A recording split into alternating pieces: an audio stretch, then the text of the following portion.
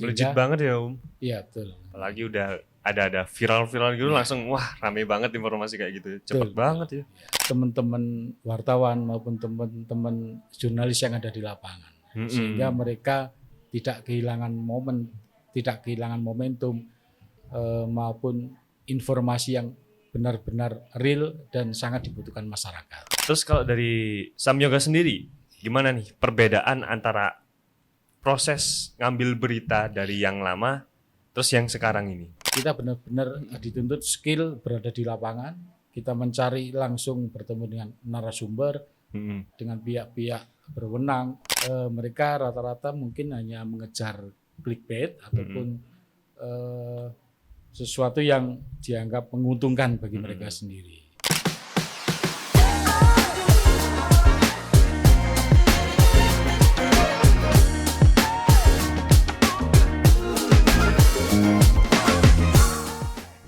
Halo guys, kembali lagi bersama saya Ayasa. Di sini kita akan podcast bersama seorang yang cukup spesial nih.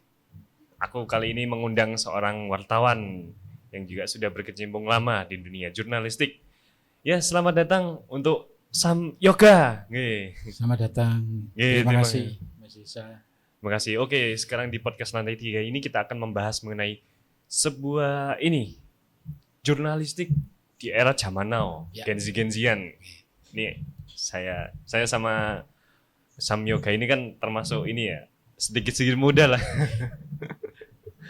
Setengah tua ini. Enggak lah, masih muda kok, masih cemerlang.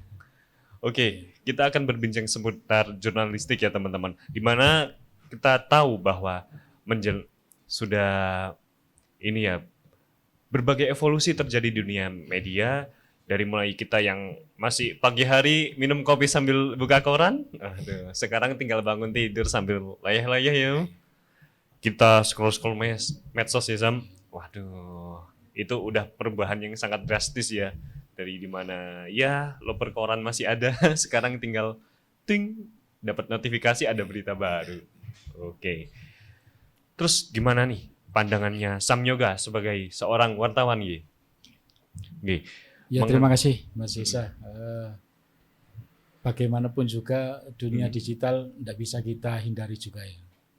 Jadi jurnalistik akan terus berkembang meskipun langit runtuh sekalipun. Waduh, langit runtuh. Artinya memang masyarakat dimanapun berada mereka butuh sekali informasi. Dan hari ini beberapa platform itu sudah sangat-sangat banyak sekali. Melejit banget ya Om. Iya betul. Apalagi udah ada viral-viral gitu langsung wah rame banget informasi kayak gitu. Cepet banget ya. Jadi kayak kita upload apa gitu langsung wah tinggi langsung banget. Langsung wis. Nah ini yang terkadang banyak juga terjadi problematika di lapangan yang mungkin sampai hari ini harus benar-benar dipahami betul teman-teman wartawan maupun teman-teman jurnalis yang ada di lapangan. Sehingga mereka tidak kehilangan momentum maupun informasi yang benar-benar real dan sangat dibutuhkan masyarakat. Oh, jadi emang kayak di sosial media ini zaman sekarang nih, itu emang jurnalistik harus dituntut banget ya Om buat cepet, lebih cepat daripada teknologi itu ya. Betul. Pemikirannya oke. Terus kalau sorry. Oke Sam. Terus kalau dari Sam Yoga sendiri, gimana nih perbedaan antara proses ngambil berita dari yang lama terus yang sekarang ini? Gimana Sam? Kepo aku soalnya. Gimana sih orang-orang lama itu kayak buat berita di koran-koran itu? Iya, betul. Kebetulan saya berkecimpung itu sudah mulai tahun 2000. Jadi berapa? Tahun 2000. 2000. Jadi setelah reformasi itu profesi pertama yang saya geluti di dunia jurnalistik itu tahun 2000. Pada waktu itu ikut tabloid milik Polda Jatim kalau nggak salah. Namanya pada waktu itu Sigap. Oh, Setelah- sigap, ya. iya, iya. Setelah Tapi itu sekarang nggak ada kok. tahun 2002-2003 kita ikut Koran Kuning. Koran Kuning itu koran yang membahas masalah dunia kriminal. Oh, fokus kepada kriminalitas ya, Sam? Jadi itu namanya dulu itu Re Ayore, Koran Re Ayore. Kalau di Malang itu sama persis seperti Memo itu ya. Oh iya ya. Memorandum. Ini sangat artefak sekali ya, Sam. Jadi itu. Koran-koran masa reformasi. Betul. Jadi perbedaannya memang sangat-sangat mencolok karena memang di awal-awal tahun 2000, 2021, 2022 dan seterusnya kita mencari berita itu memang tidak mudah. Belum Harus benar-benar punya relasi, punya koneksi dan menjalin hubungan dengan narasumber itu sebaik mungkin dengan keterbatasan alat komunikasi pada waktu itu kan. Iya. Jadi agak susah ya. HP juga masih belum seperti sekarang. Masih telolet tapi Iya. Nokia. Kita masih pernah pakai pager juga, pakai pager. Jadi artinya kita benar-benar dituntut skill berada di lapangan. Kita mencari langsung bertemu dengan narasumber, dengan pihak-pihak berwenang untuk kita lakukan wawancara secara langsung. Oke. Dibaratin kayak motor kopling lah zaman dulu ya. Kalau sekarang kan tinggal motor matic ya, tinggal gas doang. Oke. Terus kalau untuk yang sekarang nih, Sam, gimana nih? Dari yang dulu kita cari berita di lapangan, menulis, gini-gini gitu, baru dicetak. Itu masih diedit juga. Ya, perbandingannya jelas sangat mencolok karena di era-era setelah smartphone ini 2010 ke atas mungkin 2010 ya. lebih enak, lebih enjoy ya karena Jadi titik tolaknya itu 2010 ya, Sam. Bisa jadi itu ya. Jadi setelah 2010 itu kan 2010 dunia digital sudah semakin menyebar kemana-mana. Jadi artinya adanya internet juga sangat memudahkan jurnalis. Jadi kalau dulu kita itu harus padahal udah punya warnet lah. Dulu kita begitu cari berita kita harus mengetik, kalau kita bukan yang tugas di kantor atau kita ditempatkan di daerah, otomatis kita harus mencari warnet yang paling terdekat dan mumpuni.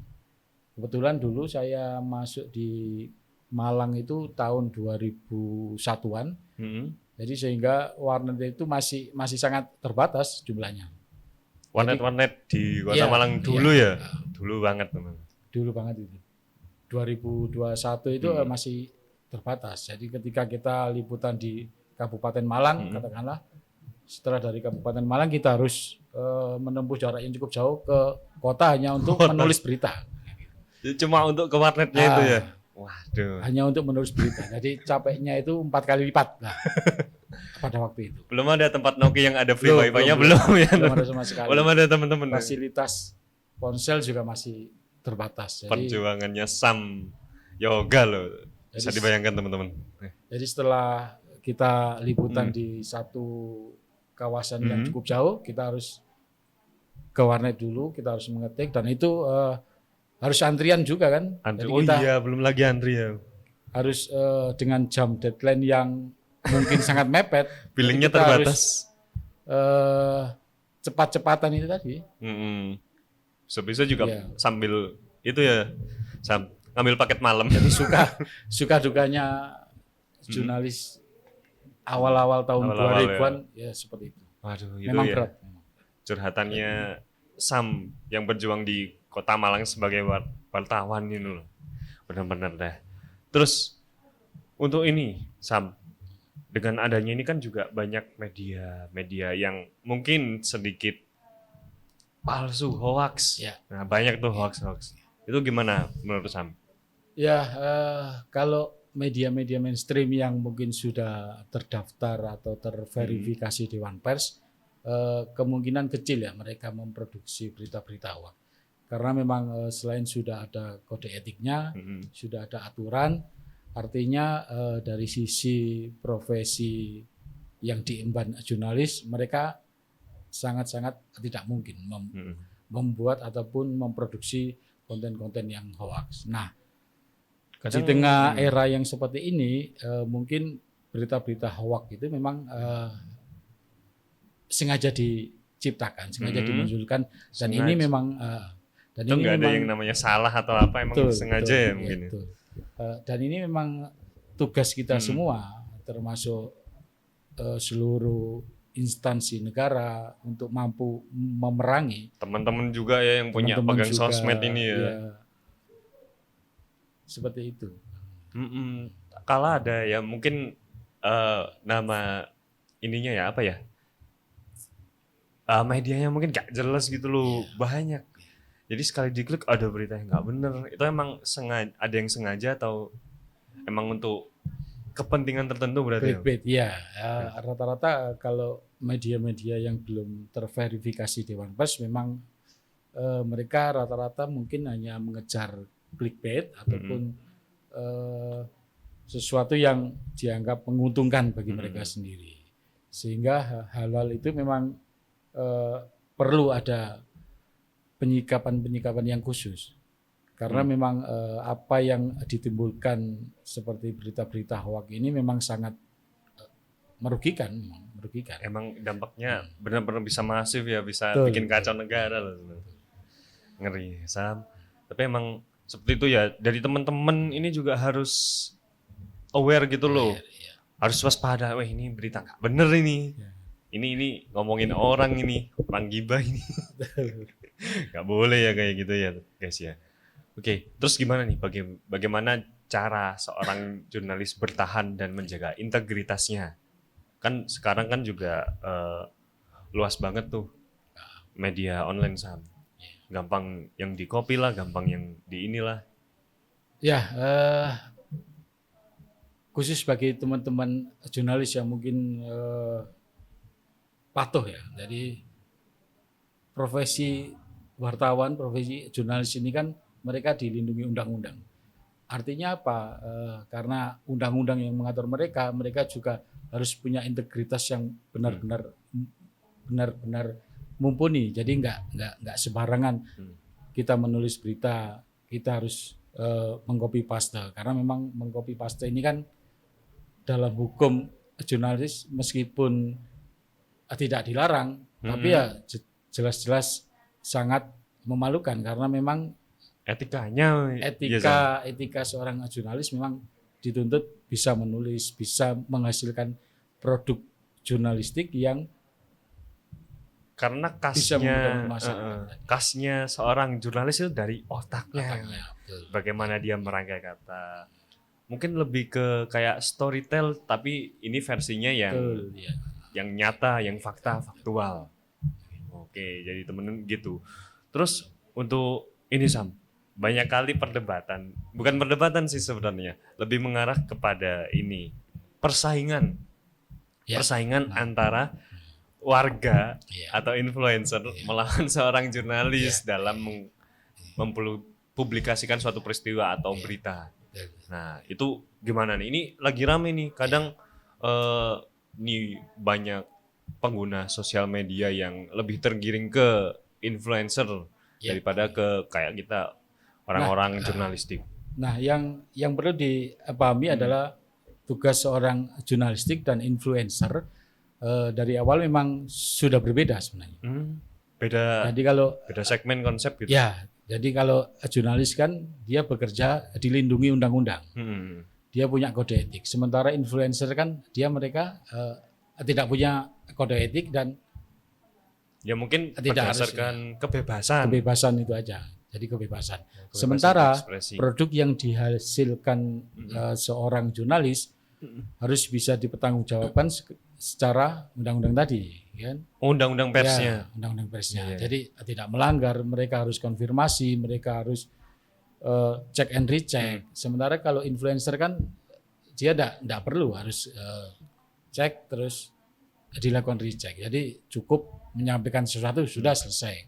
Karena berdasarkan kebebasan pribadinya untuk mengungkapkan di sosial media Betul. itu ya. Nah, itu yang terkadang belum dipahami masyarakat, bahwasanya influencer dan jurnalis sangat-sangat berbeda, dan perbedaannya sudah jelas ada di undang-undang dan di aturan-aturan. Memang tugas jurnalis dan influencer sangat-sangat berbeda. Mungkin influencer punya kepentingan untuk pribadinya, Ya, sementara si jurnalisnya Sam ini harus mementingkan kepentingan publik yang harus ya. diketahui publik gitu ya. Betul. Oh, jadi gitu teman-teman. Jadi mungkin ini ya para teman-teman bisa mengecek dulu influencernya gimana, nanti apa katanya pers release-nya dari berita-berita perusahaan media juga harus diimbangi informasi yang inilah mumpuni biar nggak termakan hoax atau tergiring oleh opini orang lain. Terus bisa diceritakan nggak Sam pengalaman-pengalaman lainnya ini ketika meliput atau wawancara yang unik gitu loh? Kalau pengalaman cukup banyak sebenarnya. Ya, yang paling berkesan mungkin waktu liputan erupsi Gunung Kelut gitu ya. Erupsi Gunung Kelut itu tahun keren 2014. 2014. Ya, 2014 karena saya sama teman satu reporter televisi itu sempat terjebak di dalam truk. Truk Dalmas pada waktu itu 2014 ya, erupsi Gunung Kelut. Itu kok bisa? Kok bisa Sam? Karena kita mikirnya kita ikut petugas untuk mendapatkan gambar yang bagus. Oh iya. Tapi karena kondisi karena kondisi alamnya tidak memungkinkan dan hujan abu itu sangat pekat sehingga mau tidak mau. Ngeri banget nih. Teman saya yang satu itu lompat keluar dari Dalmas karena cuaca gelap itu jam 12 malam. Karena cuaca gelap, saya memilih bertahan di dalam truk. Jadi saya memilih bertahan di dalam truk itu dengan konsekuensi nanti kalau saya lompat, saya tidak tahu kan itu karena gelap. Iya. Jadi cuacanya gelap. Ya kalau abu vulkanik iya kalau saya lompat sampai ke jalan, kalau ke jurang karena memang jalannya waktu itu di Ngantang kan enggak kelihatan. Oh iya enggak tahu ya medannya gimana. Akhirnya bertahan di dalam truk itu ya luar biasa karena abu itu ternyata di dalam truk itu udah genre horor itu ya. Genre horor beneran itu. Jadi ya alhamdulillah bisa dikasih selamat sampai hari ini. Itu berarti udah berita gimana proses liputannya kiranya? Dari situ saya kemudian paham, oh ini mungkin yang diartikan tidak ada berita seharga nyawa karena memang alat kerja saya berupa kamera, video, semuanya sudah tidak bisa dipakai. Jadi jalan satu-satunya karena memang truk itu tujuannya untuk mengangkut pengungsi yang masih terjebak. Jadi otomatis saya sudah letakkan seluruh kamera, seluruh alat-alat liputan, kita bantu evakuasi warga pada waktu itu. Lebih fokus untuk itu ya. Jadi pada waktu itu kita menaikkan ke dalam truk Dalmas itu sekitar 6 orang. Jadi 3 lansia, 2 balita kalau salah. Satunya wanita muda. Sangat heroik ya teman-teman, perjuangan seorang jurnalis yang harus ke medan pertempuran. Dari kejadian itu sampai hari ini saya paham mungkin ini yang artinya tidak ada berita seharganya. Nah, ini jadi juga bukan berarti kita itu menantang maut, enggak. Karena memang tidak ada yang bisa kita beritakan sebelum semuanya selamat. Cuma itu aja. Oke, terima kasih ya. Terus untuk closing statement-nya buat wartawan muda dan juga para pembaca nih, gimana Sam? Sekarang ini karena memang sangat banyak sekali media-media, terutama media daring, media online, persaingan di dunia jurnalis juga semakin sangat-sangat luar biasa, sehingga kalau saya boleh berpesan ya adik-adik harus mempertahankan profesi jurnalis ini sebaik mungkin karena memang sampai langit runtuh pun profesi jurnalis akan tetap ada. meskipun harus menghadapi gelombang-gelombang perubahan zaman yang luar biasa. Jadi harus tetap semangat, disiplin. Yang terutama adalah mereka harus Punya teliti, hati-hati, dan jeli. Ini adalah modal yang selalu saya gunakan. Karena seorang jurnalis harus mempunyai sikap yang teliti, hati-hati, dan jeli. Oke. Terus juga tidak ada berita Seharga nyawa. Oke, terima kasih teman-teman. Kita akan kembali di video selanjutnya. See you. Bye.